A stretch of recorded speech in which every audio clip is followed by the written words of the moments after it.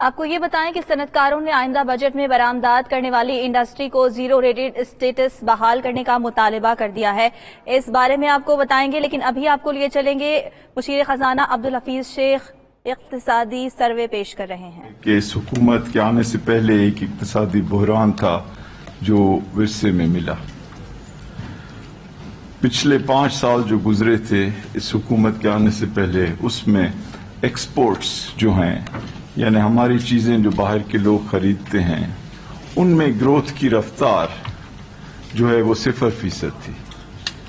اور ساتھ ہی ساتھ جو پچھلے 2 سال ماضی کی حکومت میں کے گزرے، اس میں ہمارے فورن ایکسچینج ریزروز جو تھے وہ تقریباً 16-17 سے گر کر کوئی 9 کے قریب پہنچ گئے، یعنی آدھے ہو گئے.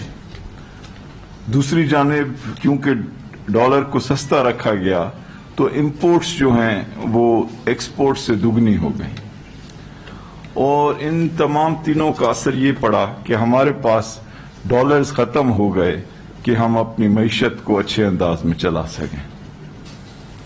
اور سائملٹینیسلی یعنی اس وقت میں جو ہمارے قرضے تھے وہ بھی بڑھ کر کوئی 25,000 ارب روپے ہو چکے تھے، اور جو ڈیٹ اور لائبلٹیز ہیں ان کو ملایا جائے تو تقریباً 30,000 ارب یا 30 کھرب بن چکے تھے.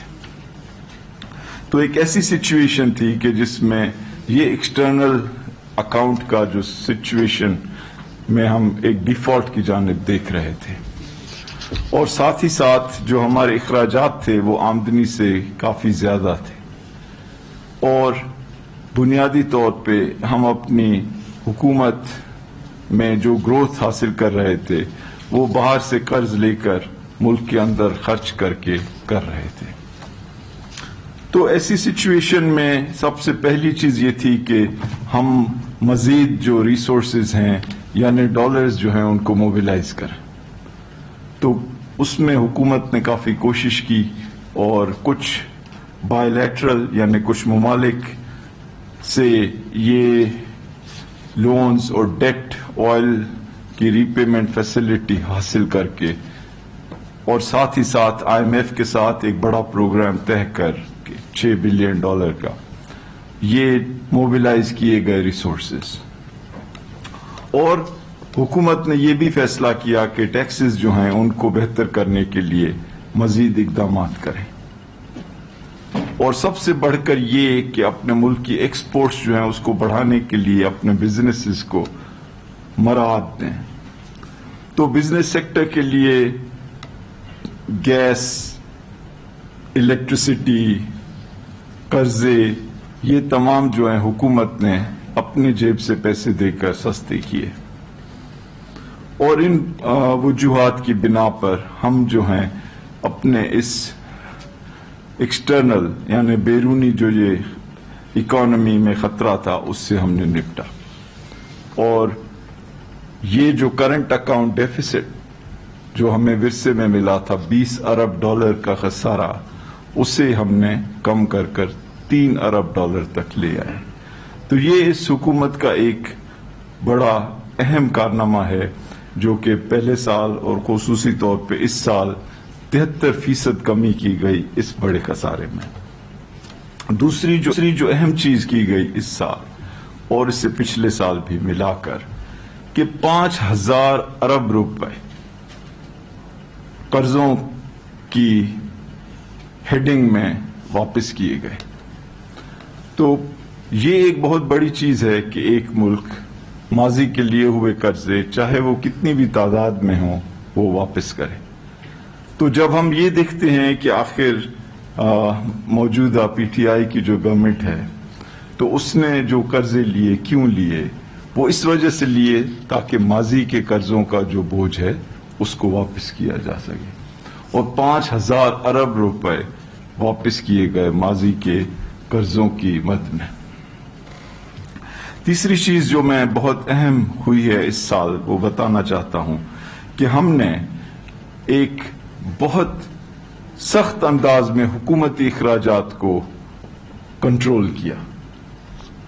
اور یہ شاید ہی پاکستان کی تاریخ میں ہوا ہو کہ ہم نے کنٹرول اس انداز میں کیا کہ ہمارا جو پرائمری بیلنس ہے، یعنی جو ہمارے اخراجات ہیں وہ ہماری آمدنی سے کم ہوئے اور جو پرائمری بیلنس ہے وہ سرپلس میں گیا.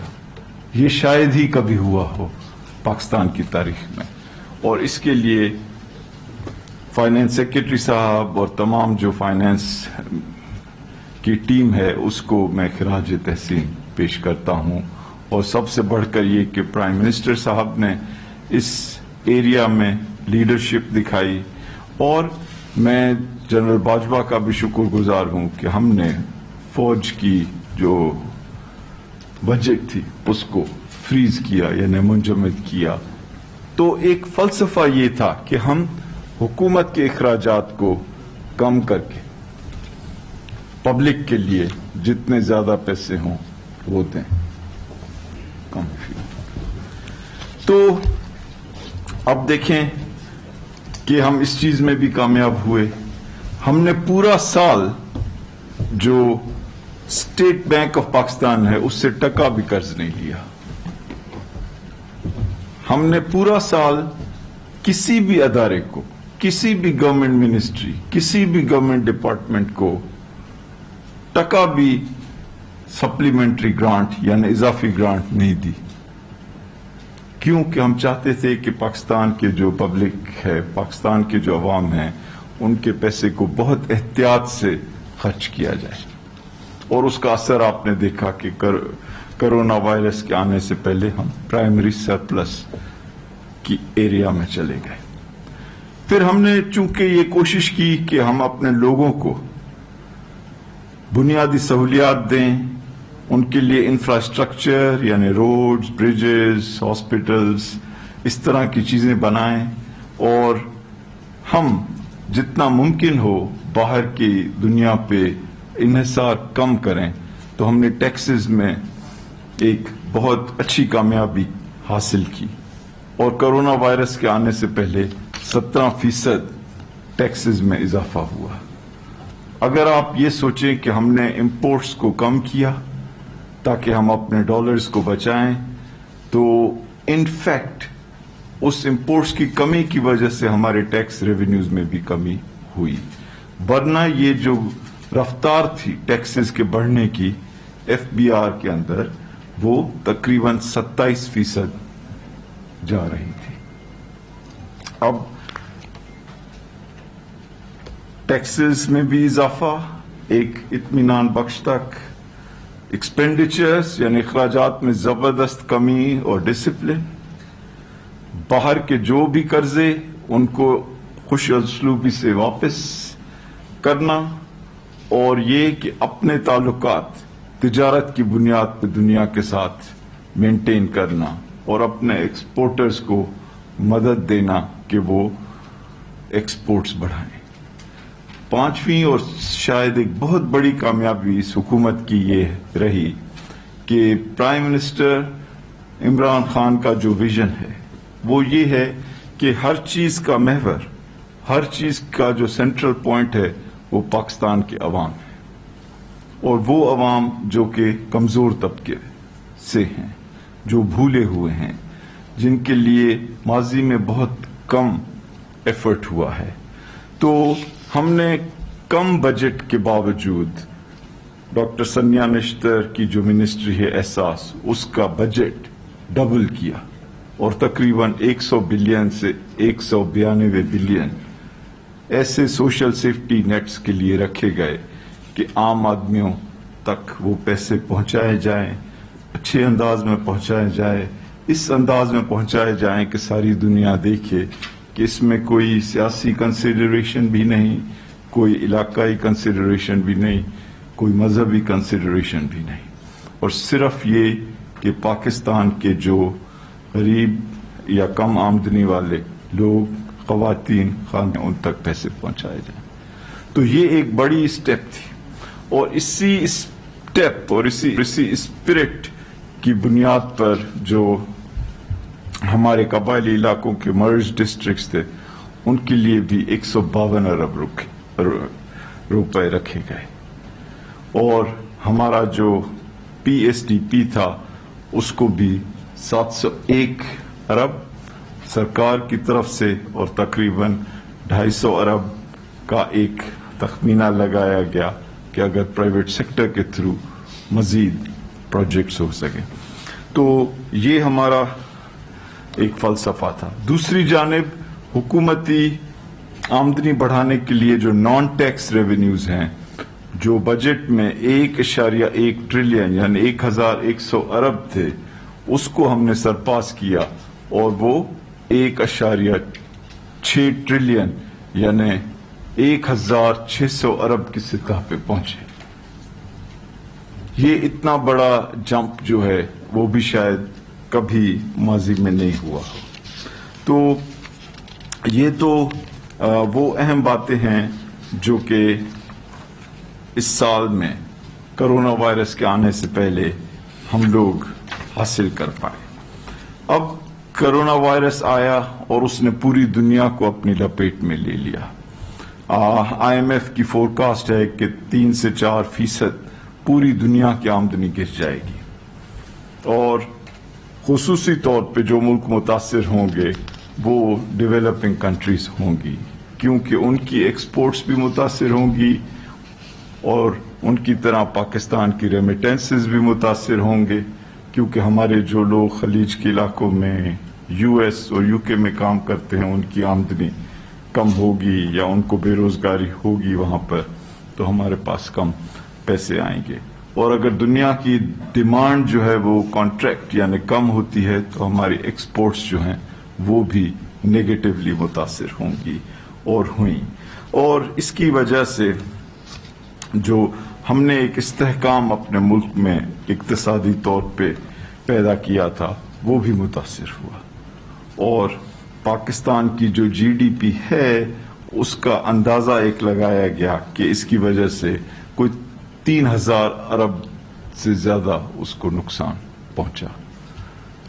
अब कोरोना के बारे में कोई भी चीज यकीन से कहना मुश्किल है, क्योंकि मुख्तलिफ लोग मुख्तलिफ तरीकों से एस्टिमेट कर रहे हैं कि किस चीज पे कितना असर हुआ। लेकिन जो चीजें बलाशुबा जिनमें कोई शक नहीं वो ये कि हमारी आमदनी जो है पूरे मुल्क की, जो हम समझ रहे थे कि तकरीबन 3% तक बढ़ सकती है, वो अब तकरीबन 0.4 यानी 0.4 कम होगी। तो इसका मतलब है कि हमें इसकी वजह से कोई 3 से 3.5% जो है अपनी कौमी आमदनी में नुकसान देखना पड़ा। साथ ही साथ हमारे एक्सपोर्ट्स भी मुतासिर हुए हैं। रेमिटेंसेस इस वक्त इतने ज्यादा मुतासिर नहीं हुए हैं लेकिन होने जा रहे हैं। अब FBR की जो टैक्स कलेक्शन थी, जो हम समझ रहे थे कि तकरीबन उसी रफ्तार पे अगर चलती रहेगी तो 4700 तक 4700 अरब तक पहुंच सकती थी, वो अब 3900 तक बमुश्किल पहुंच रही है। तो ये भी आप समझें कि कोई 750-800 अरब रुपए का नुकसान हुआ FBR को उसकी टैक्स कलेक्शन में। और कुदरती बात है कि इस माहौल में हम नहीं चाहते कि हम अपने बिजनेस या सिटीजन्स के ऊपर मजीद गिरफ्त मजबूत करें टैक्सेस के लिए, क्यों कि इस वक्त जो रिक्वायरमेंट है वो ये है कि हम लोगों की मदद करें और उन तक लिक्विडिटी यानी कैश या लोन्स पहुंचाएं कि वो मुल्क के अंदर जो सुकड़ती हुई मईशत बन रही है कोरोना की वजह से, उससे अच्छी तरह नंबर आजमा हो सके। तो हुकूमत ने पहले ही ये फैसला किया कि हमें कोरोना वायरस से अच्छे अंदाज में मईशत को बचाना है और अपने लोगों को बचाना है। और इसके लिए आपने देखा कि 2 तरह के पैकेज दिए गए, कम से कम 2 तरह के। एक तो ये कि 1240 यानी 1240 अरब का एक पैकेज दिया गया। दूसरी जानिब स्टेट बैंक को सब्सिडीज भी दी गई और उनके थ्रू मुख्तलिफ प्रोग्राम इम्प्लीमेंट कराए गए कि लोगों को खुसूसी तौर पे छोटे बिजनेस कंपनीज को पैसे मैसर हों ताकि वो अपने लोगों को कंपनीज के पेरोल पे बरकरार रख सकें। जो बड़े प्रोजेक्ट्स या कंपोनेंट्स थे इस स्टिमुलस पैकेज के वो आपको पहले ही पता है, मैं मुख्तसरन बता दूं। एक तो ये कि फैसला किया गया कि तकरीबन 1,60,00,000 खानदानों को कैश रकम दी जाए ताकि उनका कारोबार जिंदगी भी चले और उन पे जो दिक्कत आई हुई है वो उनकी हालत माशी तौर पे बिल्कुल ही तबाहकुन न कर दे। और डॉक्टर साहिबा मौजूद हैं यहाँ, सनिया निश्तर साहिबा, उन्होंने मुझे बताया है कि अभी तक 1 करोड़ खानदानों को पैसे दिए जा चुके हैं, जो कि शायद दुनिया की तारीख में एक नुमाया चीज है कि इतने अच्छे अंदाज में दिए गए हैं और सारी दुनिया ने देखा है अपनी आंखों से कि ये आम पाकिस्तानी शहरी जो हैं उनको बिला इम्तियाज के दिए गए हैं, हर छोटे शहर हर कस्बे में पाकिस्तान के। और इसकी तफसीलात अगर आप चाहेंगे तो वो मिल जाएंगी। जब हम इंशाल्लाह 1,60,00,000 लोगों को या खानदानों को देते हैं और अगर 6 से 7 लोग एक खानदान में हैं तो ये समझ लें कि तकरीबन कोई 10 करोड़ पाकिस्तानी शहरी जो हैं इससे मुतासिर होंगे अच्छे अंदाज में। अब आप आ जाएं कि जी इसके अलावा क्या प्रोजेक्ट्स इस पैकेज में दिए गए। आपको पता है कि हमने कोई 280 अरब रुपए की वीट की प्रोक्योरमेंट की, यानी गंदम खरीदा किसानों से और ज़राअत के शोबे में पैसे ये 280 अरब रुपए पहुंचाए गए। हाँ, ये हुकूमत की एक पॉलिसी है, हर साल होती है, लेकिन इस साल इसकी तादाद पिछले साल के मुकाबले में तकरीबन दुगनी की गई और ये भी यकीनी बनाया गया कि ये प्रोक्योरमेंट हो ताकि जब एग्रीकल्चरिस्ट के हाथ में ये पैसे आएंगे तो वो अपनी जरूरियात जिंदगी भी पूरी करेंगे और साथ ही साथ अगर उन्हें ट्रैक्टर चाहिए, उन्हें मोटरसाइकिल चाहिए, उन्हें घर बनाना है, उन्हें कोई मवेशी खरीदने, उन्हें कुछ भी इन्वेस्टमेंट्स करनी है तो वो करेंगे, उससे इकोनॉमी का पहिया जो है चलेगा। फिर आपने देखा कि स्मॉल एंड मीडियम एंटरप्राइजेस के जो कारखाने हैं उनके लिए हुकूमत ने कहा कि हम जो भी छोटे कारखाने हैं पाकिस्तान में उनकी बिजली के 3 महीने के बिल हुकूमत भरेगी। ये नहीं कि उनको मौखर किया जाएगा बल्कि आउटराइट ग्रांट, यानी हुकूमत बगैर पैसा वो वापस मांगे उनके दे देगी ताकि उनकी जो बिजनेस है उसको रिवाइवल जो है उसको रिकवर होने में मदद मिले। फिर आपने देखा कि हमने ये एक स्कीम लाई 50 अरब रुपए की जो कि खुसूसी तौर पे ज़राअत के शोबे में है कि वहां पर फर्टिलाइजर की कीमतें कम हों और लो कस्ट का मुकाबला किया जा सके और फार्मर्स को मजीद मराहत दी जा सके। फिर हमने जो यूटिलिटी स्टोर्स हैं तकरीबन उन्हें ये इंस्ट्रक्शन दी गई कि वो 50 लाख खानदानों की बजाय 1 करोड़ खानदानों तक पहुंचे और उनको जो भी रकम चाहिए वो उन्हें दी गई और 50 अरब रुपए एलोकेट किए गए यूटिलिटी स्टोर्स के लिए ताकि आम लोगों को, कम आमदनी वाले लोगों को, दरमियाने आमदनी वाले लोगों को ये सहूलियत मिले और जो खाने पीने की अहम चीजें थीं यानी आटा, चावल, दाल, घी, शक्कर, वो जो भी रेट्स थे मार्केट में उससे कम कीमत पर दिए गए। और रमजान शरीफ के दौरान ये ही सब्सिडी मजीद कोई 15 से 20 आइटम्स पर भी दी गई। میرے خیال میں لوگ خود یہ فیصلہ کر سکتے ہیں کہ یہ جو پروگرام تھا کتنا اچھا تھا اور اس میں کن لوگوں کو کس حد تک مدد ملی. اب اس کے علاوہ بھی مختلف پیکیجز دیے گئے. نیا پاکستان یعنی جو کمزور اور کم آمدنی والے لوگ ہیں ان کے لیے پرائم منسٹر صاحب کا ایک ویژن ہے کہ انہیں گھر بنانے میں سہولیت دی جائے اور 30 ارب روپے رکھے گئے ہیں اس کے لیے کہ ان کی جو پیمنٹ ہے گھر کی اس میں یہ مورگیج دینے میں مدد ہو تاکہ وہ خود ایک گھر کے مالک بن سکیں. اور اس میں ٹیکسز کی چھوٹ بھی دی گئی اور کنسٹرکشن انڈسٹری کے لیے ایک مکمل پیکیج دیا گیا جس میں ٹیکسز جو ہیں وہ فکس ٹیکس کی بنیاد پر دیے گئے تاکہ ایف بی آر کی طرف سے کوئی ہریسمنٹ نہیں ہو. اور ٹیکسز جو ہیں ان کی جو ریٹ ہے اس کو کافی حد تک کم کیا گیا. اور ایک اور اس سے بھی اہم بات یہ ہے کہ جو یہ نیا پاکستان کے تحت چھوٹی آمدنی والے لوگوں کے لیے جو گھر بنے ان کو اس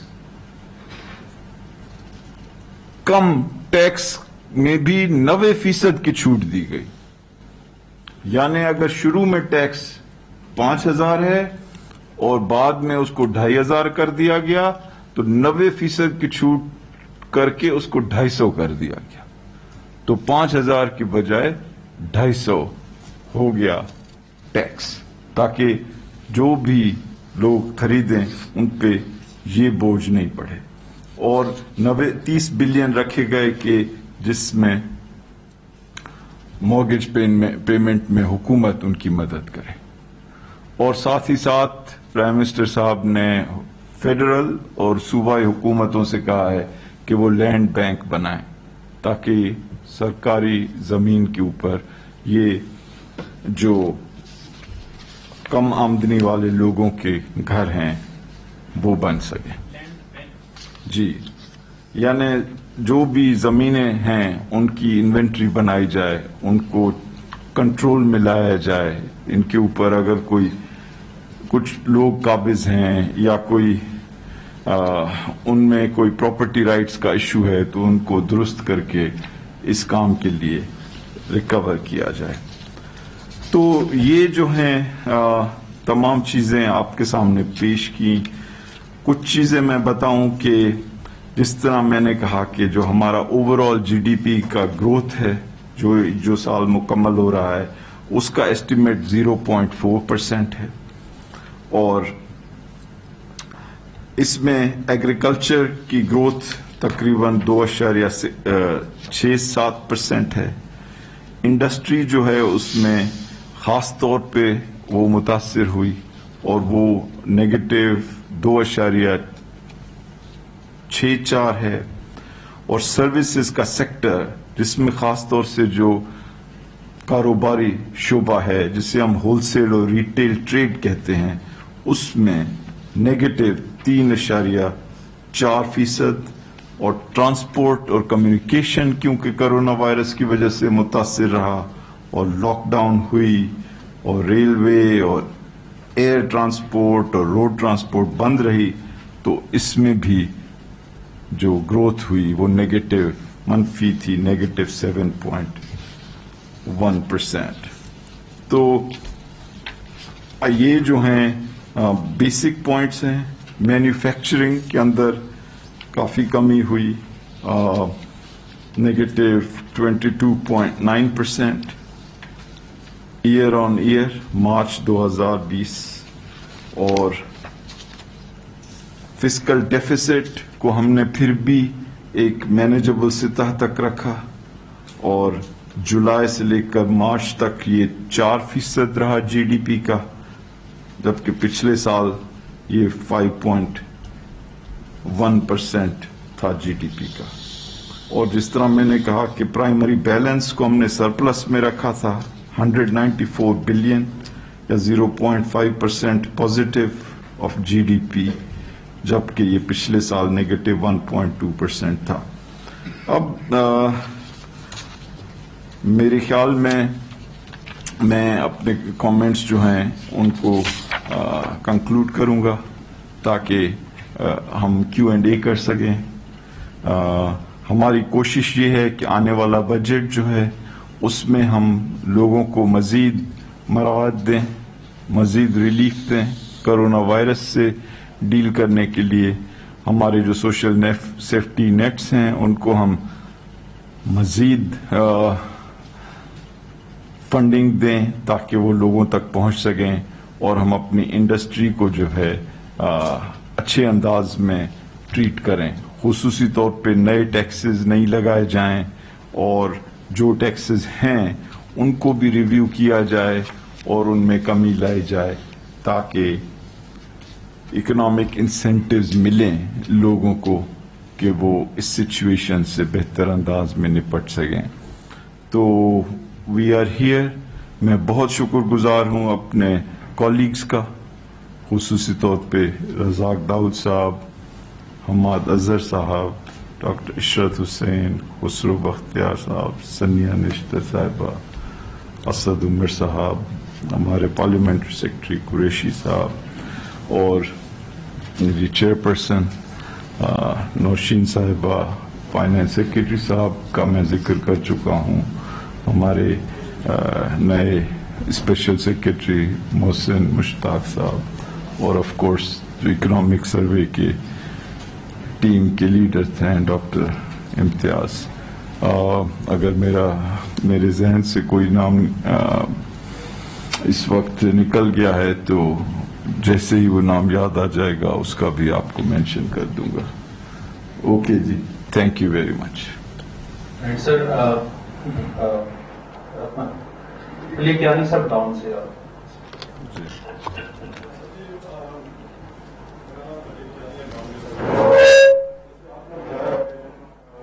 جو جی ڈی پی کا اس دفعہ پرفارمنس رہی ہے وہ -4% رہی ہے. اس طرح ہم جو دیکھ رہے ہیں کہ دوسرے جو لوگ ہیں, آئی ایم ایف نے -1.5% کا اسٹیمیٹ کیا, ابھی لیٹسٹ جو ورلڈ بینک کی آئی ہے وہ -2.6 کر رہی ہے. تو وٹ از دی ڈفرنس؟ کون سے نمبرز ایسے ہیں کہ جس کی بیسس پہ آپ -4% ایکسپیکٹ کر رہے ہیں اور ان کے زیادہ نظر آ رہے ہیں؟ ایک. اور دوسرا, جو بھی صورتحال ہو, اس نیگیٹو گروتھ کی وجہ سے کتنا نقصان ہوگا, یعنی کتنے لوگ پاورٹی میں مزید چلے جائیں گے اور کتنے لوگ بے روزگار ہونے کا خدشہ ہے؟ اس طرح میں نے شروع میں ہی کہا کہ کرونا وائرس کے اثرات جو ہیں ان کو کوانٹیفائی کرنا, یعنی ان پہ کوئی نمبر لگانا اتنا آسان نہیں. اور چونکہ یہ چیز ابھی انفولڈ کر رہی ہے تو حتمی طور سے نہیں کہا جا سکتا کہ یہ کس رفتار سے بڑھے گی اور کب اس کا خاتمہ ہوگا. اور ساتھ ہی ساتھ یہ کہ اس کی وجہ سے جو سوشل ڈسٹنسنگ ہے یا لاک ڈاؤن کے جو طریقہ کار ہے مختلف, وہ کس انداز میں آگے بڑھیں گے. حکومت نے کوشش کی ہے کہ ایک بیلنس اسٹرائک کیا جائے. ایک جانب اپنے لوگوں کو پروٹیکٹ کرنے کے لیے, ان کو سیفٹی دینے کے لیے اس بیماری سے, اور دوسری جانب ان کی اکنامک جو کنڈیشن ہے اس کو بالکل بہت خراب ہونے سے بچانے کے لیے. تو ایک جانب یہ لیکوڈیٹی دی گئی ہے اور ان کو پے رول کے لیے سبسڈائزیشن کی گئی ہے اور مزید مراحت دی جا رہی ہیں. آپ نے بالکل درست فرمایا کیانی صاحب کہ مختلف اداروں نے اور مختلف اکانومسٹ نے ایک رینج دی ہے ایسٹیمیٹس کی, اور یہ یہی ظاہر کر رہی ہے کہ ہم اس وقت اس پوزیشن میں نہیں ہیں کہ کانفیڈنس سے, اعتماد سے کہہ سکیں کہ اس کا رزلٹ کیا ہوگا. جو ہم نے نمبرز یوز کیے ہیں یہ ہماری بیورو آف اسٹیٹسٹکس یا پلاننگ کمیشن اور جو نیشنل اکنامک باڈی ہے ہماری NEC اس کے ہیں کہ جی یہ -0.5% ہوگا. IMF نے جو نمبر استعمال کیا تھا جس طرح آپ نے کہا وہ تقریباً -1.5% ہے, اور ورلڈ بینک کی ایک ابھی حال ہی میں ایسٹیمیٹ آئی ہے جو تقریباً -2.5% تک ہے. تو یہ مختلف ایکسپرٹس ہیں, سب کی نیت اچھی ہے, سب کا ڈیٹا جو ہے تقریباً ایک جیسا ہے, لیکن وہ مختلف اسمپشنس لگا رہے ہیں on the magnitude and severity and duration of the corona virus, اور یہ کہ وہ جو اپنی طرف سے سمجھ رہے ہیں کہ مختلف سیکٹرز پہ کیا اثرات ہوں گے, ان کے جو انٹرنل ایکسپرٹس ہیں وہ بتا رہے ہیں. میرے خیال میں اگلے 30 دن میں جب یہ جون کا سال مکمل ہو جائے گا تو ہمیں بہتر اندازہ ہوگا, کیونکہ کبھی کبھی کوئی سرپرائزنگ ریزلٹ بھی آ رہے ہیں. جیسے آپ نے دیکھا کہ مئی کے مہینے میں انفیکٹ ایکسپورٹس جو ہیں ہماری وہ بڑھی. تو یہ بیک لاگ آرڈرز کا ہے یا کچھ, یہ ڈاکٹر یہ رزاق داؤد صاحب آپ کو بتا سکیں گے.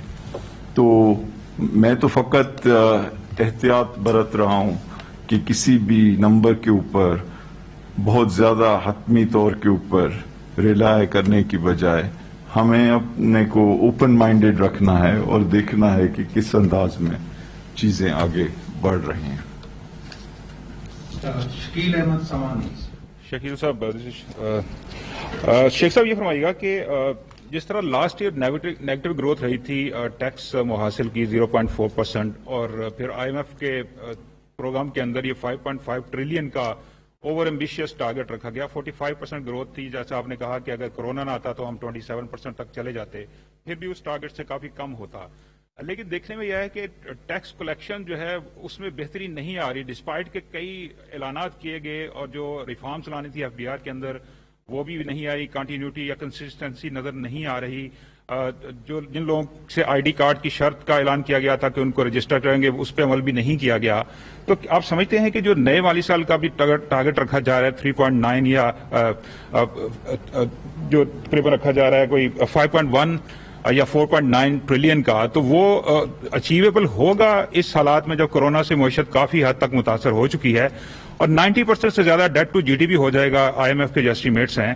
تو ہم کب تک قرضوں پر ریلائی کرتے رہیں گے, کب تک قرضوں کی بنیاد پر ہم معیشت کو چلاتے رہیں گے؟ جی دیکھیے, میں آپ کے سوال کا جواب کا ایک حصہ میں دوں گا اور پھر چیئرپرسن جو ہیں نوشین صاحبہ وہ بھی اس کا جواب دے سکتی ہیں.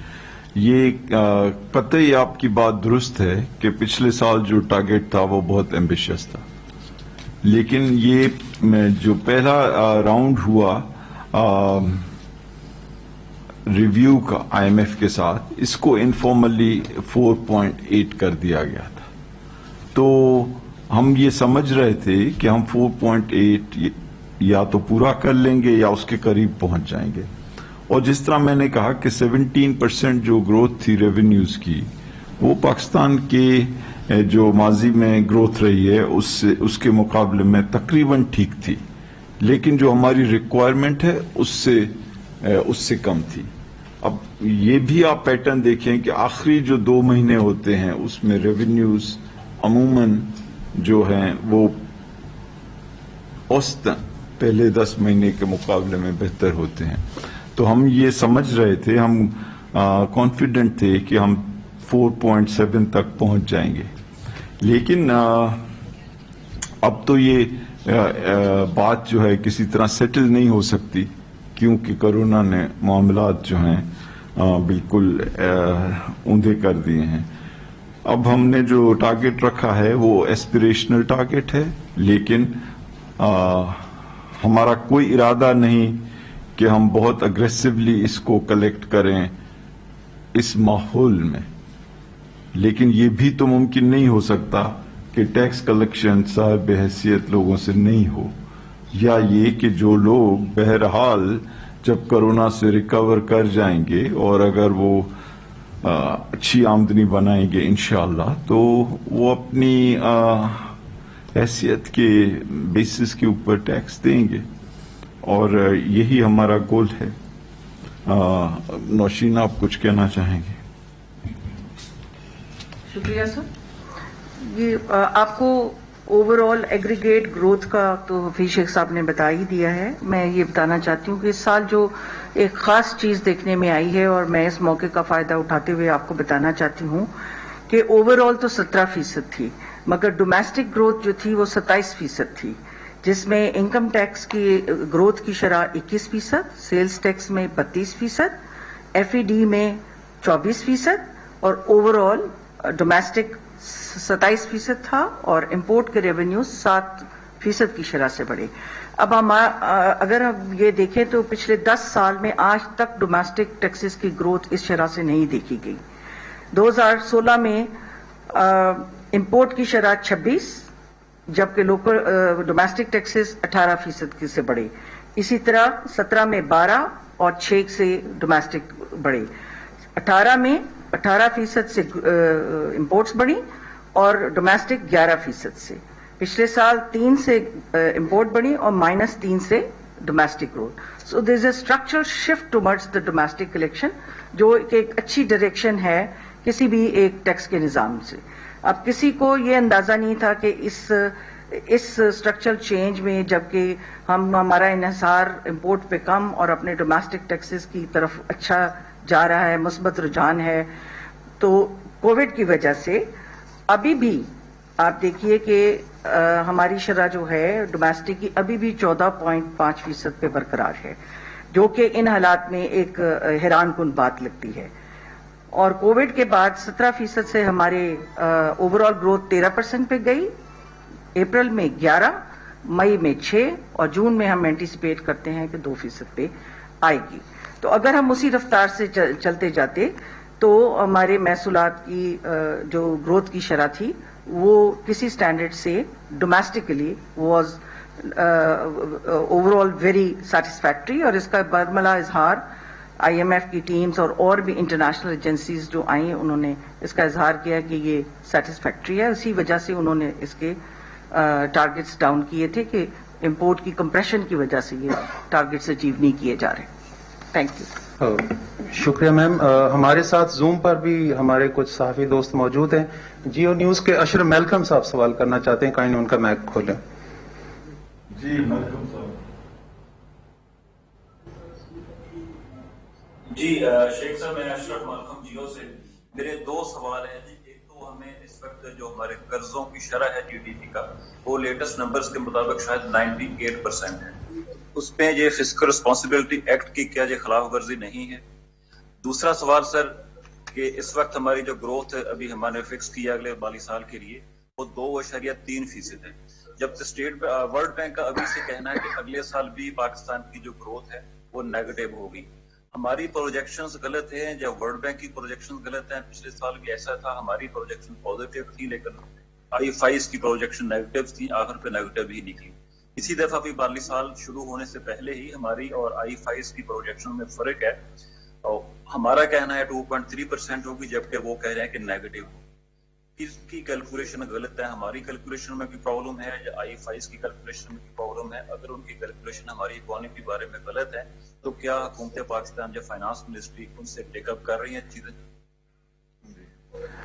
देखें, ये दोनों बहुत अच्छे सवालात हैं, और जो नंबर 2 सवाल था आपका कि मुख्तलिफ अदारे जो हैं उनके एस्टिमेट्स में क्यों फर्क आ रहा है, इसलिए कि कोरोना वायरस एक ऐसी चीज है जिससे पहले कभी नहीं निपटा गया, तो हर अदारा या उनके एक्सपर्ट्स जो हैं वो अपने अंदाज में कैलकुलेट कर रहे हैं। लेकिन मैं आपको ये बात बताऊं अशरफ साहब कि जब भी कोई मीटिंग होती है तो उसमें इन तमाम अदारों के नुमाइंदों को भी बुलाया जाता है। तो वर्ल्ड बैंक के जो एक्सपर्ट्स हैं वो भी हमारे साथ मीटिंग में शामिल होते हैं, एशियन डेवलपमेंट बैंक के, हमारे अपने जो थिंक टैंक हैं, स्टेट बैंक है, पाइड है, फाइनेंस मिनिस्ट्री है, प्लानिंग मिनिस्ट्री है, ब्यूरो ऑफ स्टैटिस्टिक्स, और सब मिलके कोशिश करते हैं कि समझ सकें कि क्यों ये वेरिएशन आ रही है। इसमें कोई साजिशी पहलू नहीं है, ये फकत एक पेशावराना जो है डिफरेंसेस होते हैं लोगों के, और आखिरकार जो हकीकत है वो आ जाती है। ये फौरी नहीं आती है, तो 3 महीने बाद जब नंबर्स फाइनल होते हैं तब आ जाती है, तो इंशाल्लाह वो आएगी। जहां तक पाकिस्तान के डेट का इश्यू है तो वो 88% के करीब है इस वक्त डेट टू जीडीपी रेशियो। और आप दुरुस्त फरमा रहे हैं कि हर हुकूमत को ये दिक्कत रही है कि जो एक लेजिस्लेटिव या कानूनी रिक्वायरमेंट है कि हम 60% से ऊपर न जाएं, वो कोई भी नहीं हासिल कर सका है। और जिस तरह मैंने कहा कि इस गवर्नमेंट के लिए खुसूसी तौर पे विरसे में एक मसला मिला है कि कर्जों की तादाद पहले ही ज्यादा है और उनको वापस करने के लिए कर्ज लेना पड़ रहा है। और जिस तरह मैंने कहा कि 5,000 अरब रुपए दिए गए कर्जों की वापसी में, और आने वाले साल में मजीद 3,000 अरब जो हैं वो बजट किए गए हैं वापसी के लिए।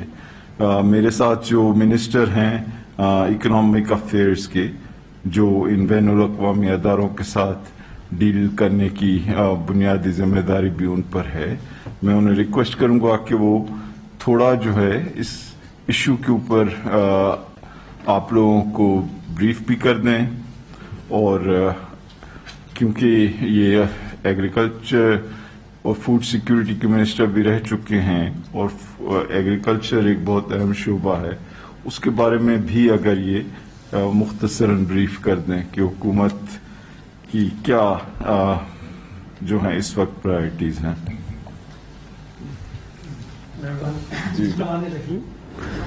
जैसा कि आपको इल्म है कि पाकिस्तान की मईशत के ऊपर सबसे बड़े चैलेंजेस हमारा एक्सटर्नल फाइनेंशियल पोजीशन रही। जैसा आपने देखा, करंट अकाउंट डेफिसिट की वजह से हमें इदारों के पास जाना पड़ता है। तो सबसे पहले तो करंट अकाउंट डेफिसिट इस साल आपका 3.3 पर खत्म होगा। एक्सटर्नल डेट जो हमारा है इस वक्त वो तकरीबन 76.5 अरब डॉलर है।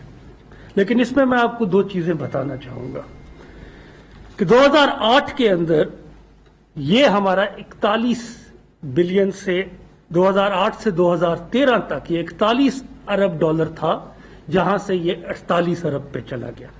मगर 2013 से 2018 तक ये 48 अरब से 73 अरब डॉलर पर चला गया। और इस 73 अरब डॉलर जो इजाफा हुआ, इसके अंदर सबसे ज्यादा इजाफा जो किया गया वो बॉन्ड्स और कमर्शियल डेट। ये बड़ा महंगा डेट होता है और शॉर्ट टर्म होता है। और तकरीबन 15 अरब डॉलर कमर्शियल और बॉन्ड में लिए गए, जो शॉर्ट टर्म इस हुकूमत को देने पड़ते हैं फिर वापस। उसका दुरानिया थोड़ा होता है। इसी हुकूमत ने जब ये आई, और हाल ही में आपने देखा कि वजीर आजम ने जब ये अपील की डेट रिलीफ की G20 को, तो 1.8 अरब डॉलर की हमें वहां से एक स्पेस मिली। और मैं पूरी दुनिया के आलमी इंटरनेशनल फाइनेंशियल इंस्टीट्यूशन इस वक्त पाकिस्तान की इस्लाहाती प्रोग्राम को सराहते हुए हमारे साथ भरपूर तावन कर रहे हैं। आपने देखा कि IMF ने 1.4 बिलियन दिए कोविड के लिए, और कल एशियन तरक्काती बैंक ने आधा 500 मिलियन, आधा अरब कोविड फाइनेंसिंग के लिए उन्होंने स्पेशल फाइनेंसिंग की। और ये बहुत कम शरह सूद पर 0.5%, 0.5% प्लस लाइबोर पे दी, और ये 15 साल के लिए है, जिसके अंदर 3 साल का ग्रेस पीरियड है। इसी तरह जहां करंट अकाउंट डेफिसिट को इस हुकूमत ने मैनेज किया 19 अरब से 3.3 पे, और उसी तरह फिर फॉरेन रिजर्व्स को बिल्ड किया। 9.7 अरब डॉलर पे इस हुकूमत को फॉरेन रिजर्व्स मिले, जो इंशाल्लाह इस साल के आखिर तक, एक रफ एस्टिमेट है मेरे पास, कि 18.5 अरब डॉलर से ऊपर हो जाएंगे इंशाल्लाह। इससे आपकी जो कमर्शियल, इसमें कमर्शियल भी है और स्टेट बैंक दोनों के, जी, तो इससे आपको अंदाजा हो सकता है कि पाकिस्तान के ऊपर जब भी मईशत को जो शॉक्स मिले हैं वो आपके एक्सटर्नल फाइनेंशियल पोजीशन की वजह से मिले हैं, बैलेंस ऑफ पेमेंट के गैप से मिले हैं, करंट अकाउंट डेफिसिट की वजह से मिले हैं। उनको इस हुकूमत ने बड़े ही बेहतर तरीके से इस तरफ ले आए हैं कि इंशाल्लाह हम एक मुस्तहकम पोजीशन पे हैं। और साथ ही कोविड की वजह से मईशत का पहिया चलाना और उस पहिए के अंदर ज़राअत को लेके आगे चलना, जिससे मईशत के अंदर बेहतरी आए, रोजगार मुहैया हो, उसके लिए 50 अरब का एक फिस्कल स्टिमुलस दिया गया है। और आपको पता ही है कि वजीर आजम पाकिस्तान ने एक एग्रीकल्चर इमरजेंसी प्रोग्राम के तहत 300 अरब रुपए का एक मरबूत ज़राई तरक्याती बजट रखा गया है, जो मेजर क्रॉप्स की प्रोडक्टिविटी और इरिगेशन के निज़ाम को, पानी को की मुहैया करने का जो निज़ाम है और उसकी तरसील है, उसको बेहतर बनाने के लिए रखा गया है। तो मेरे नज़दीक इस हुकूमत के जो चैलेंजेस थे सबसे बड़े, ख़ासतौर पर एक्सटर्नल अकाउंट के जो चैलेंजेस थे, वो बड़ी बेहतर तरीके से इस वक्त बहुत बेहतर तरीके से एड्रेस किए गए हैं। और पूरी दुनिया, IMF, world bank, Asian तरक्याती bank, Asian infrastructure bank और मुख्तलिफ इंटरनेशनल फाइनेंशियल इंस्टीट्यूशंस, इसी चीज़ों को देखते हुए पाकिस्तान के साथ इस सफ़र के अंदर हमारे हम सफ़र हैं और रहेंगे।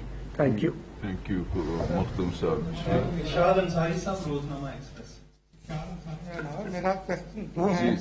एक तो डॉक्टर साहब ये कि ये बता दीजिएगा कि आपने बताया कि 5,000 अरब कर्जा आपने वापस किया है, आपने अब तक कितना कर्जा लिया है? और दूसरा ये कि जो 30,000 अरब का कर्जा था अब कितना हो गया है, और पाकिस्तानी अब कितने का मकरूज हो गया है?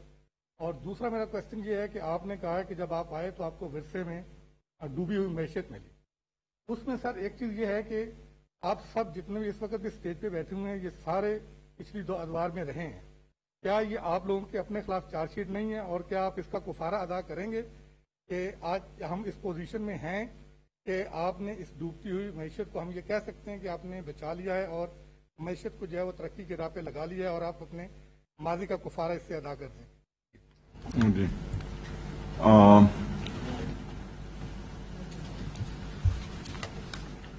और कोई भी ले लें क्वेश्चन, ताकि 2-3 जमा हो जाएं तो फिर उनका। जूम पे सना वाला डॉन न्यूज़ से क्वेश्चन करना चाहते हैं।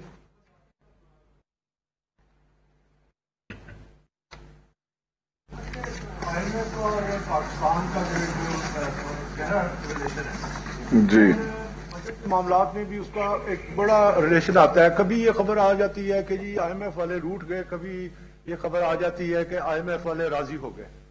तो ये मुझे बताइए कि इस वक्त जो IMF का जो प्रोग्राम है उसकी रियल पोजीशन क्या है, और क्या जो सरकारी मुलाजमीन के हवाले से पिछले दिनों आया था कि उनकी तनख्वाहें बढ़ रही हैं, फिर ये आया कि वो नहीं बढ़ेंगी, तो इस हवाले से आप कोई वजाहत करेंगे? एक्सप्रेस सर जवाब पहले जवाब देंगे या नहीं बताएं, सवाल बताएं। डॉक्टर साहब 2 सवाल हैं। एक तो आपने जो प्रीएम्बल था आपका, उसमें लग ऐसा रहा है कि सारा जो GDP का लॉस है, कॉन्ट्रैक्शन है, वो बिकॉज ऑफ कोरोना। लेकिन जो प्लानिंग मिनिस्ट्री की असेसमेंट है, which is officially part of the annual plan coordination committee working paper, कि even before corona your economy was एक्लिप्स्ड because of high interest rate, devaluation, tough IMF programme. तो वो तो सारी जिम्मेदारी कोरोना पे डालने को तैयार ही नहीं है। इसके ऊपर आपकी क्या असेसमेंट है? सेकेंडली, आपने फरमाया आपने ऑस्टेरिटी की और एडिशनल बजट नहीं आपने जारी किया, एक्सेप्ट कल गालबन ECC ने कुछ एडिशनल ग्रांट्स भी दी हैं। आपका ये सारी ऑस्टेरिटी, टाइट फिस्कल डिसिप्लिन एक साइड पर, और आपके 2 फैसले जून लास्ट ईयर, आपने कैश बफर जनरेट किया 1000 से 1200 अरब रुपए का, वो बैंक में रखकर आप सूद दे रहे हैं, आपकी कंपल्शन है वो अपनी जगह पे हैं। दूसरा, आपने जो डेट की रीप्रोफाइलिंग की स्टेट बैंक वाली, आप काइबोर पे पहले आप कर्जा ले रहे थे, उनको सूद दे रहे थे जो कर्जा था माजी का, उसको आप लेके काइबोर प्लस 70 बेसिस पॉइंट पे। तो ये जो 2 फैसले थे आपके, इसकी वजह से गालबन 250 से 300 अरब रुपया additional annual date servicing cost है। Would you like to review these 2 decisions in the next fiscal year? एक और ले। News. Sir thank you very much. Sir ये सारे लोग जो हैं वो क्वेश्चन कर रहे हैं इस साल के जो आपके एस्टिमेट्स हैं उनके ऊपर, लेकिन मेरा क्वेश्चन ये है कि ये जो पिछले साल का आपका GDP ग्रोथ को आपने रिवाइज किया 3.3 से 1.9%, मुझे दुनिया में कोई ऐसी मिसाल बता सकते हैं कि इतनी बड़ी रिवीजन हुई हो? और मैं नहीं कहता कि उसके अंदर जो है वो कोई बदनीति है, लेकिन क्या ये शो नहीं करता there is fundamentally something wrong with the statistics of Pakistan? और दूसरा मेरा सवाल ये है सर कि करंट अकाउंट डेफिसिट के अलावा कोई इकोनॉमी का कोई इंडिकेटर एक ऐसा है जिसके अंदर कोई बेहतरी आई हो? Thank you very much. जी एक और कर रहे हैं? जी जी एक हम जूम पे फिर ले लेते हैं, शायद है न्यूज 1 से, उनका काइंडली माइक ऑन करें।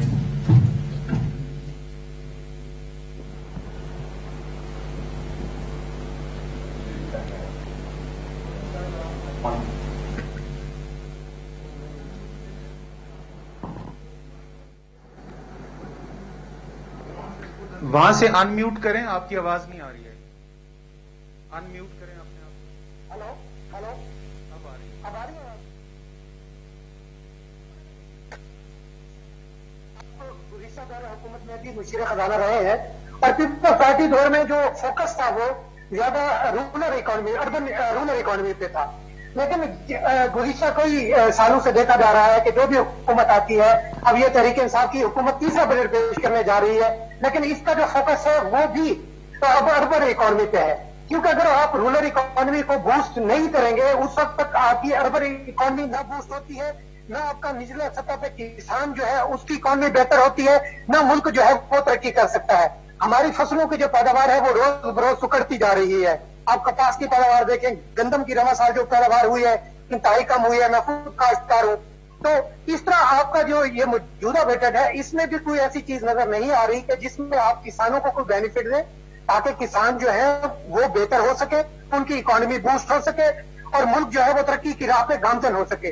क्योंकि हमारे पास देखा जाता है कि इर्द गिर्द हमेशा शुगर वाले या कोई और माफियाज बैठे होते हैं जो अपने बेनिफिट ले जाते हैं, किसान बेचारा वहां का वही रहता है, तो उसके बारे में कोई भी नहीं सोचा जाता। क्वेश्चन आ गया, बहुत शुक्रिया। एक क्वेश्चन और ले लें। जी जी शेर साहब। जी जी जी जी जो लेटेस्ट सिचुएशन है मार्केट में वो देखें अगर, तो ये पता चलता है कि बैंकों में डिपॉजिट्स बढ़ रहे हैं। 15% डिपॉजिट्स अभी कुछ दिनों में बढ़ गए हैं। ये जो डिपॉजिट्स बढ़े हैं उनका जायजा लिया गया तो पता चला कि ये बैंकों की अपनी और मार्केट में इन्वेस्टमेंट जो करना चाहते हैं उनकी लिक्विडिटीज को प्रमोट नहीं कर रहे। उसकी वजह से गवर्नमेंट पे ये एक नया पॉलिसी प्रेशर आ गया है कि आया अगर आपके पास टैक्सेस नहीं होंगे, जैसे कि आपने पॉलिसी बयान की कि हम रिलीफ ज्यादा देंगे, टैक्स कम लगाएंगे, तो इस सूरत में तो आपको नोट प्रिंट करने पड़ेंगे। क्या आप नोट प्रिंट करेंगे? चलें इनके मैं कोशिश।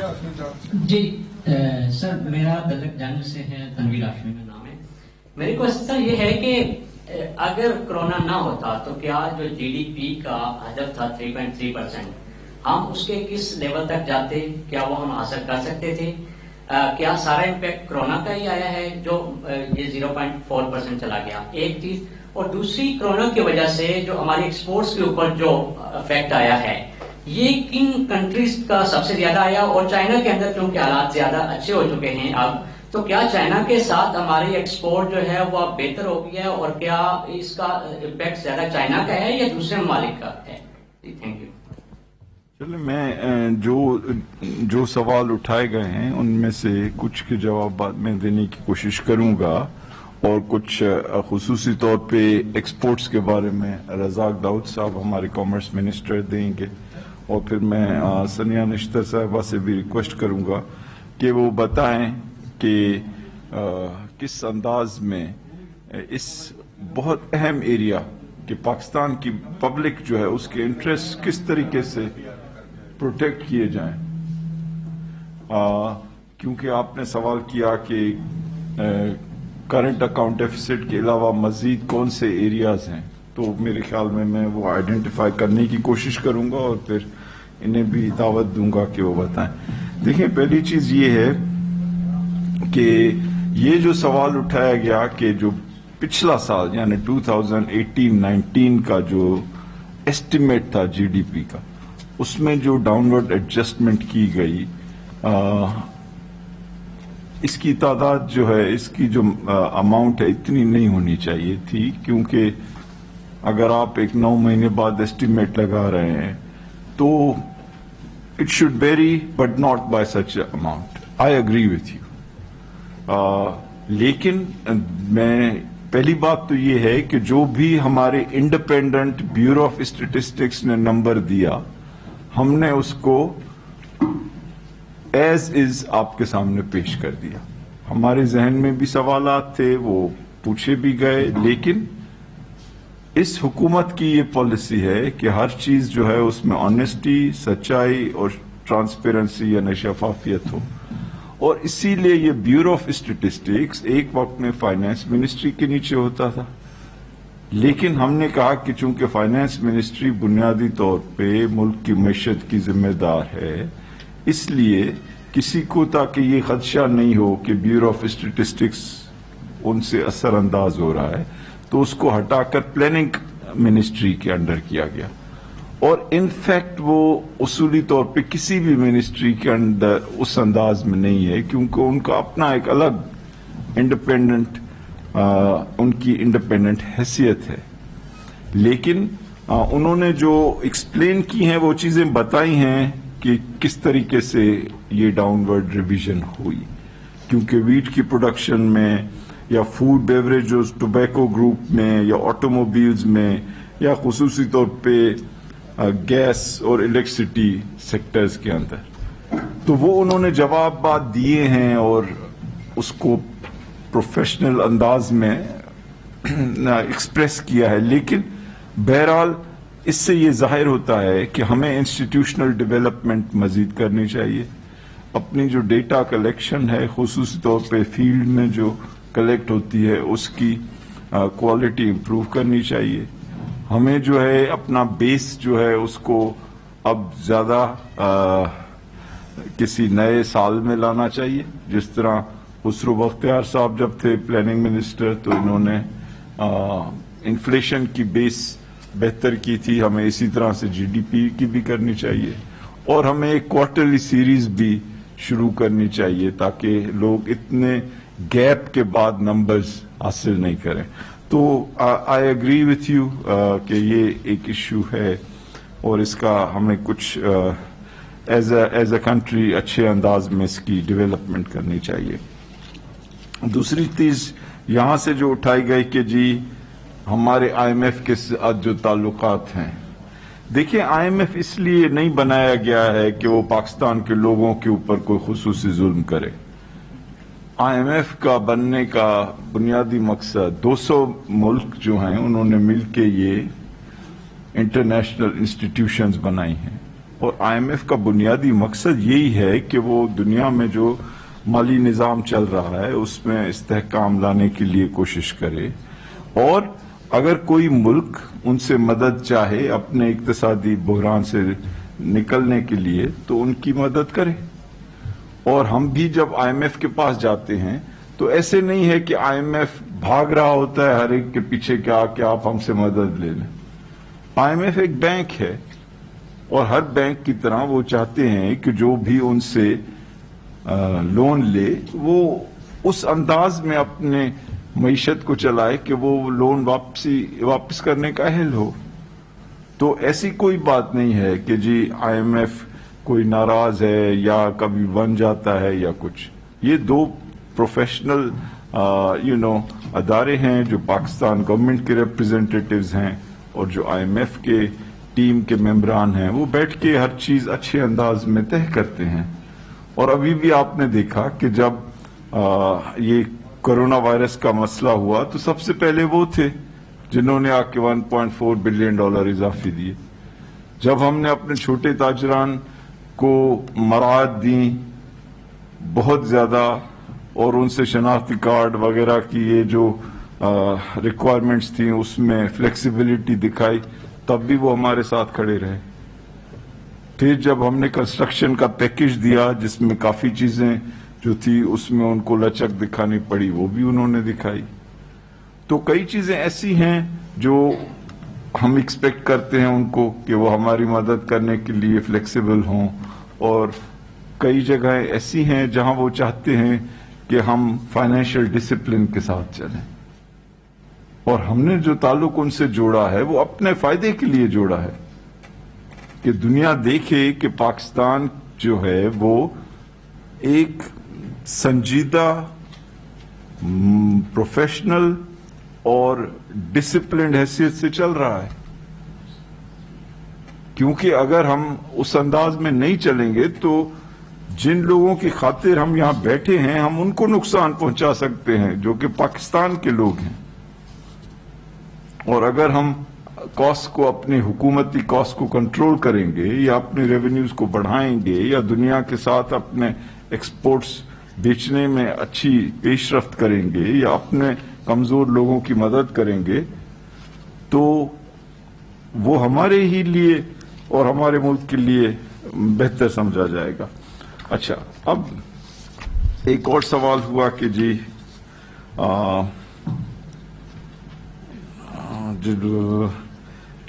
یہ کرنٹ اکاؤنٹ ڈیفیسٹ کے علاوہ اور بھی کچھ چیزیں بتائیں جہاں پر حکومت نے اچھے انداز میں کام کیا ہے. پہلی چیز میں نے بتائی کہ دیکھیں، ایک ہے ایکسٹرنل سیکٹر جس کا بنیادی جو میجر ہے، جو بنیادی نمبر ہے وہ ہے کرنٹ اکاؤنٹ ڈیفیسٹ. جیسے مختوم صاحب نے بتایا یہ پاکستان کی سطح کا سب سے بڑا نمبر تھا، $20 ارب، اور اس وقت وہ 3 ارب پہ ہم اسے گرا چکے. تو ایسے شاید ہی کبھی ہوا ہو کہ اتنے الرٹ انداز میں امپورٹس کو کم کیا گیا ہو اور ایکسپورٹس کو بڑھانے کی کوشش کی گئی ہو. اور رزاق صاحب ڈیزروز اور اپریسیشن، اور ان کی جو ٹیم ہے. اب دوسرا جو ایشو ہے کہ آپ اپنے اخراجات اور اپنی آمدنی کو کیسے مینیج کر رہے ہیں. اور میں نے آپ کو کہا کہ اس کا جو بنیادی نمبر ہے، جس طرح فورن سیکٹر کا بنیادی نمبر ہے کرنٹ اکاؤنٹ، جو ڈومیسٹک سیکٹر کا حکومتی جو اکانومی ہے اس کا جو بنیادی نمبر ہے وہ ہے پرائمری بیلنس. اور میں نے آپ کو بتایا کہ یہ primary balance in fact positive تھا. یہ شاید ہی کبھی پاکستان کی تاریخ میں ہوا ہے کہ حکومت نے اپنے اخراجات کو اتنی جو ہے ڈسپلن سے کم کیا کہ آمدنی کو سے کم رکھا اس کو. تو یہ تو میں نہیں کہہ رہا ہوں، یہ آپ سب لوگ جانتے ہیں کہ تو پرائمری بیلنس کو پازیٹو کرنا بہت ہی مشکل کام ہے، کیونکہ اس میں بہت طاقتور لوگوں کو اور طاقتور اداروں کو آپ نہیں کہہ رہے ہیں. لیکن اس حکومت نے یہ کیا اور پرائمری بیلنس کو پازیٹو کیا. اچھا، تیسری چیز لیں کہ ہم کس کو ریپرزینٹ کر رہے ہیں. ہم تو پاکستان کے عوام کو ریپرزینٹ کر رہے ہیں. ان کے ووٹس کی بنیاد پر خان صاحب آئے ہیں گورنمنٹ میں.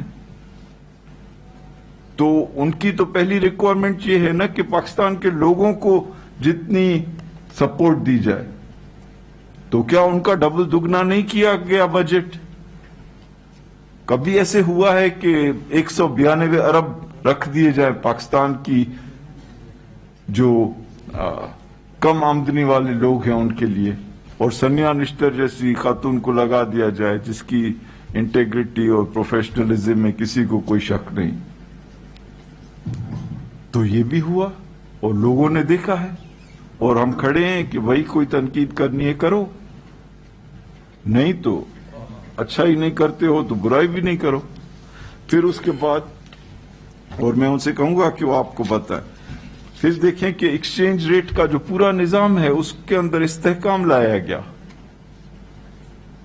ایکسچینج ریٹ کو جب انہوں نے آرٹیفیشلی مصنوعی طور پہ بڑھا کے رکھا تو کیا اثرات ہوئے کہ امپورٹ سستی ہو گئی، اور اس کی وجہ سے ہر پاکستانی ہر چیز باہر کی خرید رہا ہے. ٹوتھ پیسٹ بھی باہر کے ہیں، تو انگور بھی باہر کے ہیں، تو کافی بھی باہر کی ہے، تو ٹیشو پیپر بھی باہر کا ہے.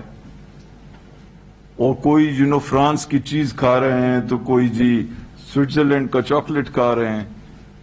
بھائی کھائیں، بے شک کھائیں، لیکن پیسے تو دیں نا اس کے. تو ہم نے ان کے اوپر ٹیکسز لگائے تاکہ مہنگے ہوں. ٹھیک ہے जी बिल्कुल बिल्कुल बेशक खाएं, लेकिन मैं ये कह रहा हूं कि हुकूमत की ये जिम्मेदारी है कि अपनी चीजें बाहर भेजने में ज्यादा इंटरेस्टेड हो, ना बजाय इसके कि बाहर की चीजें अपने लोगों को बेचने में। तो उसको भी एक इस्तेहकाम दिया गया। आपने देखा कि कई महीनों से उसमें एक जो है स्टेबिलिटी रही, और उसकी वजह से लोग यहां आए। फॉरेन डायरेक्ट इन्वेस्टमेंट, ये नंबर भी आप देख लें, 127% इसमें इजाफा हुआ ये जो साल है। अगर 137% एफडीआई के अंदर देखें ना, मैं ये कह रहा हूं कि मैं एक नंबर कोट कर रहा हूं आपको। अगर आप समझते हैं कि आपके पास दूसरा कोई नंबर है जो वो भी बताए जा सकते हैं, वो भी सब बताए जा सकते हैं, लेकिन मैं पहले लिस्ट कर लूं ना सारी वो चीजें, फिर आप आ जाए कि जी नॉन टैक्स रेवेन्यू।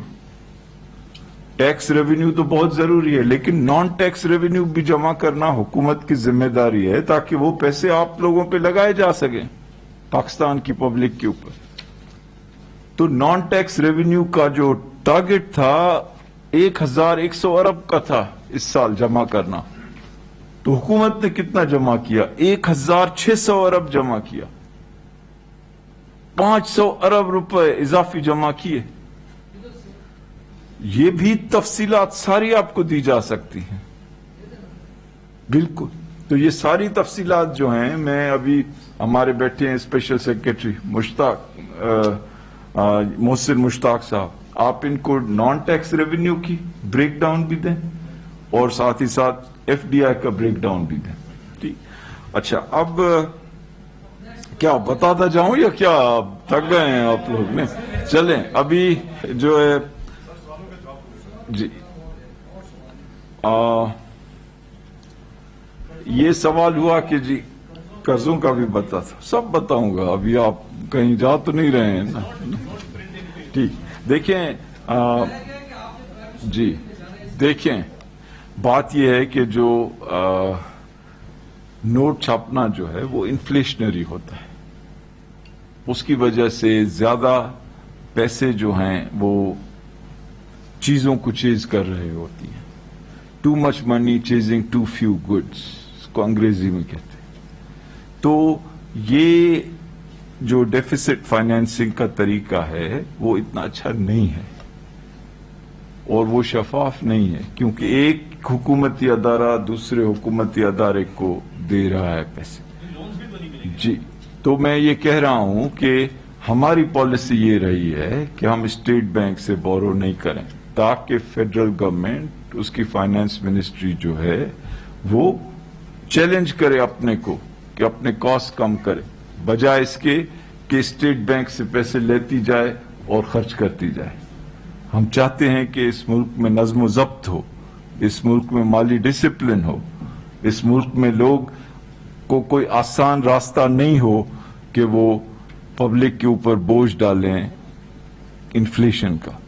सो ये एक बहुत अच्छी सेंसिबल सोच के ये पॉलिसी अडॉप्ट की गई है। देखिए, अब ये हुआ कि जी इस हुकूमत ने दी डेट ली।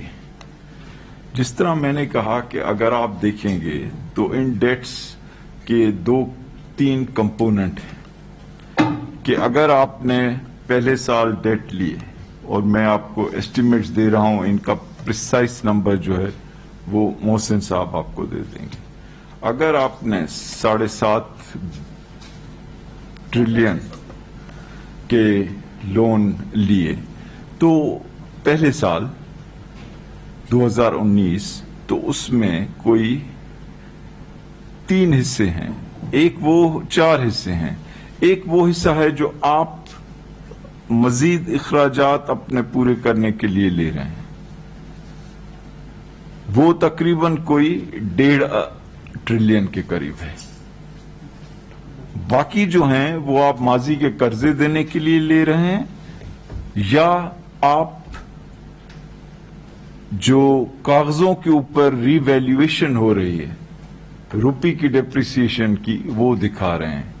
आप कर्ज नहीं ले रहे हैं, आपने जो कर्ज लिए हुए हैं ان کو روپیوں میں جب آپ کنورٹ کر رہے ہیں تو وہ زیادہ نظر آ رہے ہیں، کیونکہ اگر آپ نے $100 کا قرض لیا ہے تو وہ ڈی ویلیویشن سے پہلے $100 ہے اور ڈی ویلیویشن کے بعد $150 ہے.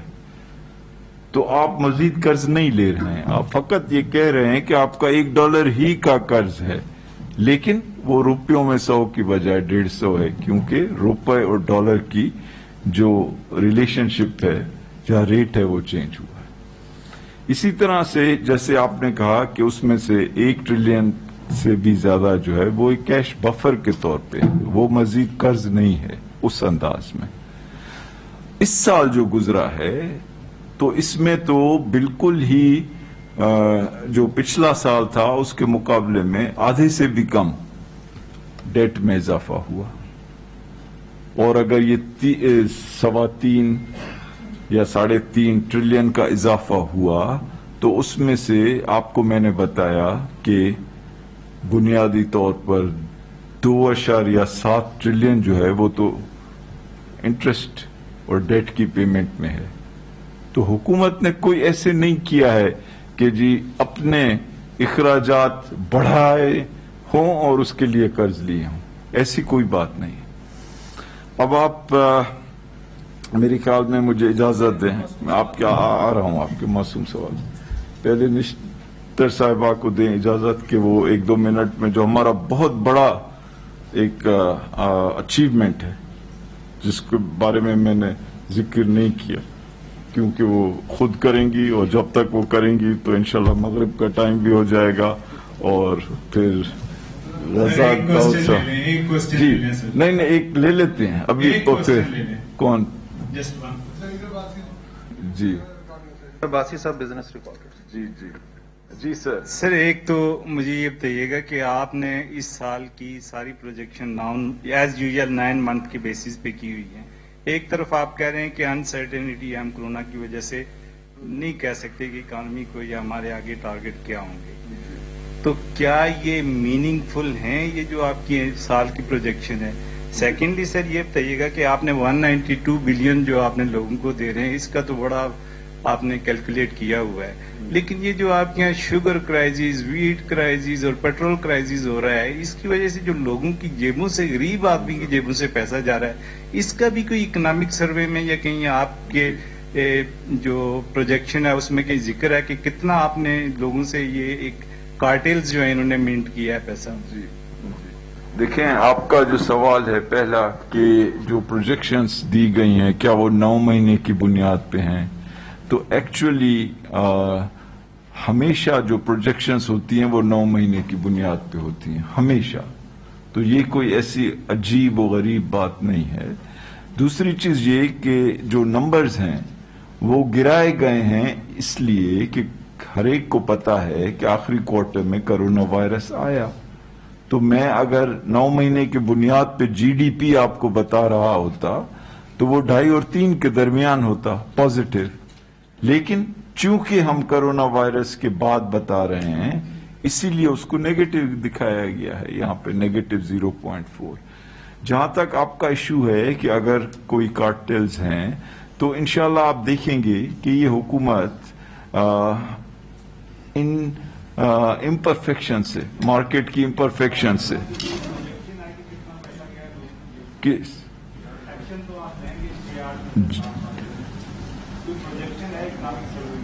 نہیں، اکنامک سروے کا مقصد یہ پروجیکٹ کرنا نہیں ہوتا ہے کہ کس شعبے میں کہ جی کس چیز کی قیمت بڑھ گئی تو اس کی وجہ سے کس کی جیب سے کتنا نکلا. لیکن اگر آپ کہہ رہے ہیں تو انشاءاللہ اگلے سال ڈاکٹر صاحب جب یہ سروے بنائیں تو یہ آئٹم بھی ڈالیں. چلیں آپ ڈاکٹر صاحب آپ کریں، پھر رزاق صاحب کریں، پھر میں آپ کے سوالوں کے جواب فائنانس سیکرٹری سے کہوں گا کہ وہ دیں گے. ٹھیک ہے. بسم اللہ الرحمن الرحیم. جیسے کہ آپ سب کو معلوم ہے پاکستان کی تاریخ کا سب سے بڑا سماجی تحفظ کا جو آپریشن ہے احساس ایمرجنسی کیش، وہ پاکستان کی تاریخ میں غالباً سب سے مشکل حالات میں ہوا تھا اور ابھی بھی جاری ہے، کیونکہ لاک ڈاؤنز شروع میں تھے اور اس کے ساتھ ساتھ کرونا وائرس کے پھیلنے کا بہت ڈر تھا. یہ جو پروگرام تھا یہ 1,20,00,000 خاندانوں کے لیے شروع ہوا تھا اور آج ہی وزیر اعظم نے منظوری دیا ہے کہ اس کا دائرہ کار جو ہے 1,60,00,000 خاندانوں تک اس کے دائرہ کار کو بڑھایا جائے. پچھلے 9 ہفتوں میں ہم نے الحمدللہ 1 کروڑ خاندانوں سے زیادہ کی معاونت کی ہے اور 121 ارب روپے جو ہیں وہ ابھی تک تقسیم ہوئے ہیں. ابھی سلسلہ جاری ہے. آپ کو جیسے کہ ہم بتاتے چلے جا رہے ہیں اس کی فی الحال 4 کیٹیگریز ہیں. ابھی تک تیسری کیٹیگری کی پیمنٹ چل رہی ہے اور جو چوتھی کیٹیگری کی جو پیمنٹ ہے جو وزیر اعظم کے کووڈ فنڈ سے فنڈنگ جس کی ہوگی اس کا بھی اب آغاز ہو چکا ہے. ہم نے اس پروگرام کی تشکیل کے لیے جو انوویشن کا سہارا لیا کہ پاکستان کی جو اسٹرینتھس ہیں یعنی کہ ہمارے نظام میں جو نیشنل آئیڈینٹی کارڈ نمبرز کا سسٹم ہے, جو موبائل فونز کا جو سسٹم ہے اور جو ڈیٹا انالیٹکس کا جو نظام ہے اس کو استعمال کر کے ایک جدید طریقے سے لوگوں کی معاونت کی جائے. اور اس میں ہم نے شفافیت کو خاص طور پہ ملحوظ رکھا ہے. پروگرام کے شروع ہونے سے پہلے ہی ویڈیوز جاری کی گئی تھیں جس میں اس کا تمام طریقہ کار بیان کیا گیا تھا. اب اس کی ایک تفصیلی رپورٹ اگلے ہفتے آنے والی ہے. انفارمیشن پورٹل پہ پاکستان کی تاریخ میں پہلی دفعہ تحصیل لیول تک یہ معلومات دی جاتی ہیں کہ کس تحصیل میں کتنے حقدار ہیں, ان کو پیسے کیسے دیے جا رہے ہیں, کتنے اکاؤنٹس کریڈٹ ہوئے ہیں, کتنے اکاؤنٹس نکال لیے گئے. تو یہ پہلی دفعہ ایسے ہوا ہے. قواعد و ضوابط کی پوری طرح پاسداری ہوتی ہے اور بالکل ہی یہ ایک سیاسی مداخلت سے ایک بالکل ہی کی کوئی اس میں جگہ نہیں ہے.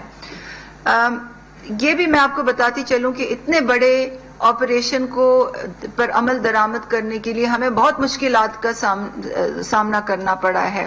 گلگت سے کراچی تک ہزاروں سینٹرز پہ بیک وقت پیسے دینا انتہائی مشکل حالات میں ایک بہت ہی مشکل مرحلہ تھا ہمارے لیے.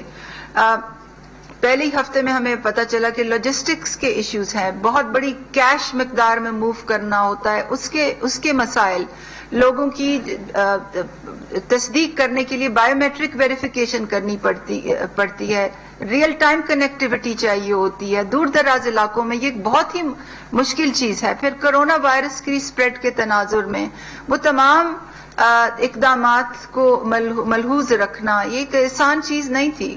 پہلے ہی ہفتے میں ہمیں پتہ چلا کہ فائنینشیل لٹریسی کی جو حالت ہے وہ آن گراؤنڈ وہ بہت ہی ویک ہے. لوگوں کے پاس کریڈٹ نہیں, فون پہ کریڈٹ نہیں ہوتا تھا. لوگ صرف فون سن سکتے ہیں, اس سے میسج نہیں کر سکتے. ہم نے 8171 کی اسکیم کو فری کرایا, والنٹیئرز کو موبلائز کیا کہ لوگوں کو ہیلپ کریں کہ وہ میسج کریں. پھر ہمیں یہ پتا چلا کہ جو ریٹیلرز ہیں جو ہمارے ساتھ کیش ڈسبرسمنٹ کرتے ہیں ان کو انسینٹیو نہیں ہے کہ وہ اس مشکل حالات میں کیش ڈسبرس کریں. ہم فوراً کیبنٹ کے پاس پروپوزل لے کے گئے کہ ان کی کمیشن پہ جو 24% جو ایڈوانس انکم ٹیکس لیوی ہوتا ہے اس کو معاف کیا جائے. ہر پروونشل کیبنٹ کے پاس یہ مسودہ لینے گئے کہ ان کی کمیشن پہ جو 16% سیلز ٹیکس ہوتا ہے آپ بھی اس کو معاف کریں. آپ یہ تمام چیزوں کو تناظر میں رکھیں کہ اتنے مشکل حالات میں تمام قواعد و ضوابط کو ملحوظ رکھتے ہوئے پوری حکومت کی مشینری نے اکٹھے کام کر کے اور یہ ایک بہت ہی مشکل چیز ایگزیکیوٹ کی ہے. ہم نے بدعنوان عناصر کے خلاف پوری طرح سے مکمل جنگ جاری رکھی جو کہ ان معصوم لوگوں کے پیسے کاٹتے تھے فیلڈ میں, اور جیسے ہی ہمیں پتہ چلتا تھا ان پہ ایکشن ہوتا تھا. پھر جو بایو میٹرک فیلئر کا جو مسئلہ سامنے آیا کہ جن لوگوں کے انگوٹھے خراب ہیں ان کے لیے دوسرا طریقہ کار نکالنا, بینکوں کے ساتھ بیٹھ کے, اسٹیٹ بینک کے ساتھ بیٹھ کے. اس کے بعد ڈیٹا ڈریون میسجنگ کی اپنی لمیٹیشنز ہوتی ہیں کیونکہ وہ سب آٹومیٹک ہوتا ہے. جن گھر کے سربراہان کی وفات ہو گئی اور اگر ان کو میسج جاتا تھا تو اس کے طریقہ کار نیا نکالنا, سافٹ ویئر میں چینجز لانا, SOPs میں چینجز لانا, بورڈ سے اپروول کرانا, ECC کے پاس راتوں رات فائل لے کے جانا, کیبنٹ سے اپروولز, ان تمام چیزوں کی کرانا. تو یہ کافی کہنے کا یہ مطلب ہے کہ یہ نہ صرف اس میں شفافیت کو ملحوظ رکھا گیا ہے مگر ایک ہول آف گورنمنٹ اس میں رسپانس تھی.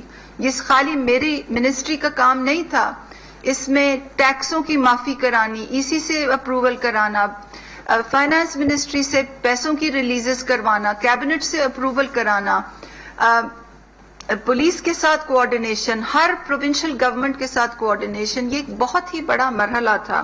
اور میں آخر میں یہ کہنا چاہوں گی، مغرب تک تو نہیں فلور لوں گی، مگر آخر میں یہ کہنا چاہوں گی کہ یہ بالکل ہی غیر سیاسی بنیاد پہ یہ ہوا ہے. وزیر اعظم کی خاص ہدایت پہ جب بھی ہم لوگ تمام لوگ احساس ایمرجنسی کیش کی کے متعلق کوئی چیز وزیر اعظم کے پاس لے جاتے تھے تو وہ ہمیشہ یہی کہتے تھے کہ میرٹ پہ کرنا ہے، غیر سیاسی بنیادوں پہ کرنا ہے، پوری طرح شفافیت کو ملحوظ رکھنا ہے. اور اگر آپ ہماری انفارمیشن پورٹل میں کیٹیگریز دیکھیں تو آپ کو یہ پتہ چلے گا کہ نہ تو صرف نمبرز کی شفافیت ہے، مگر نمبرز آپ کو یہ بھی بتاتے ہیں کہ یہ اس کی ایگزیکیوشن بالکل غیر سیاسی بنیادوں پہ ہوئی ہے. اور میں تمام میڈیا کمیونٹی کی بہت شکر گزار ہوں کہ انہوں نے ہمارا بہت ساتھ دیا ہے. اور میں یہ بھی کہنا چاہتی ہوں کہ یہ اس اسکیم کا جو سہرا ہے وہ تمام گورنمنٹ کی جو نیک نیتی ہے وہ اس کو ریفلیکٹ کرتا ہے. یہ کوئی خالی میں دوبارہ کہوں گی میرے ڈویژن کی وہ نہیں ہے، یہ تمام حکومتی کابینہ کی اور تمام حکومت کی نیک نیتی کا عکاس ہے کہ ہم نے اتنی شفافیت اور قواعد و ضوابط کو ملحوظ رکھتے ہوئے غیر سیاسی بنیادوں پہ پاکستان کی تاریخ کا سب سے بڑا جو سماجی تحفظ کا پروگرام تھا اس کو اللہ تعالیٰ کے حکم سے ایگزیکیوٹ کیا ہے. اور یہ ہماری حکومت کو اللہ تعالیٰ نے یہ سعادت بخشی کہ یہ کام ہمارے ہاتھ سے ہوا.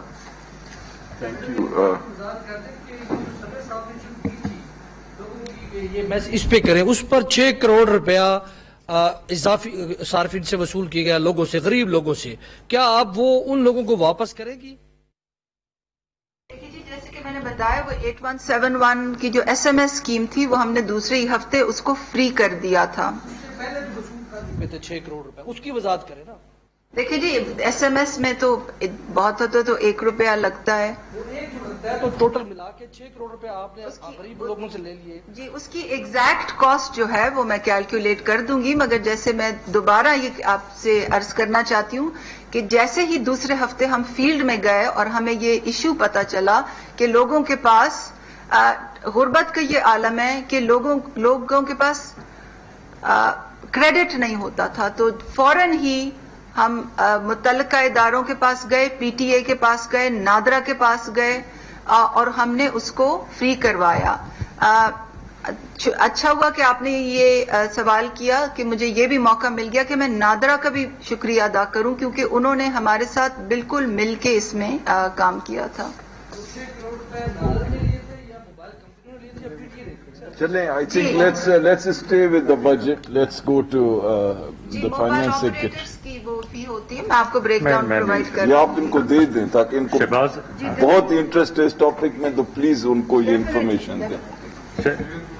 سر وہ شہباز نے پوچھا تھا ریگارڈنگ دا کیش بفر اور ڈیٹ پروفائلنگ، تو بڑا کلیئر ہے کیش بفر بالکل رکھا گیا فار دا سمپل ریزن کہ we are not borrowing from the state bank.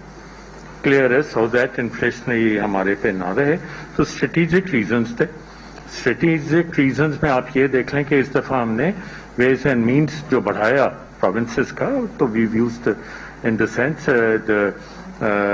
Buffer also کہ یہ آسٹیریٹی اور کوئی ایسا اس میں اثر والی بات نہیں ہے کیونکہ ایونچولی یہ اسٹیٹ بینک پروفٹس کے ہمارے بڑے ہیں. Secondly debt re profiling under the PFM act we had to do it also because of the fact کہ ہم چاہ رہے تھے کہ ہماری جو کیپ ہوئی ہے ساورین گارنٹیز اس میں ایشو نہ آئے اور ہمیں کلیئر پتہ چلے کہ ہمارا کیا ہے کیا نہیں.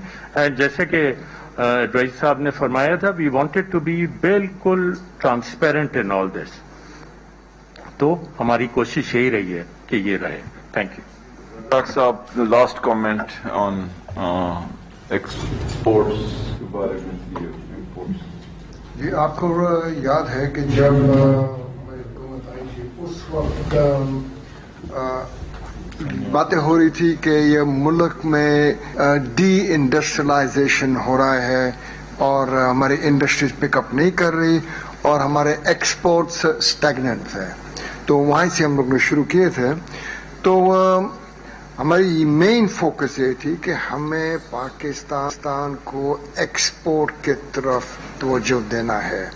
जब तक वी डोंट अर्न डॉलर्स हमारी स्टेबिलिटी कभी भी नहीं आएगी।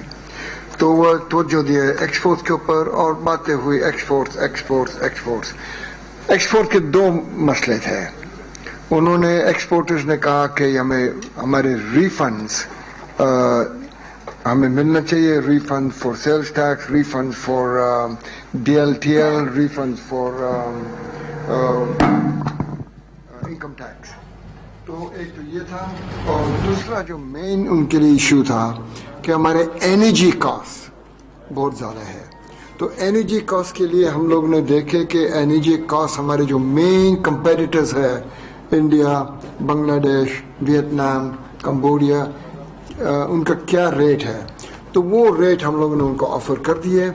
और मैं समझता हूँ कि ये एक बहुत बड़ी बात थी कि हमारे एक्सपोर्टर्स को इंटरनेशनल प्राइसेस पर हम लोगों ने एनर्जी दिए।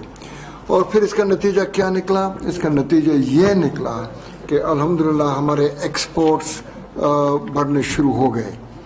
और फरवरी में, just 1 month before the corona hit us, हमारा exports in the month of February compared to February previously went up by 14%। तो इसका मतलब ये हुआ कि हम लोगों ने बिल्कुल सही डायरेक्शन में जा रहे हैं। फिर कोरोना आया तो मार्च में we went -6%, अप्रैल में -55% और मई में -34%। तो ऑब्वियसली हमारा काफ़ी हिट हुआ है। आपने सवाल पूछा था चाइना के बारे में। चाइना में यकम जनवरी इस साल 2020 में हमारे FTA लागू हो गया, वी स्टार्टेड। उसके फौरन बाद ये कोरोना शुरू हो गया।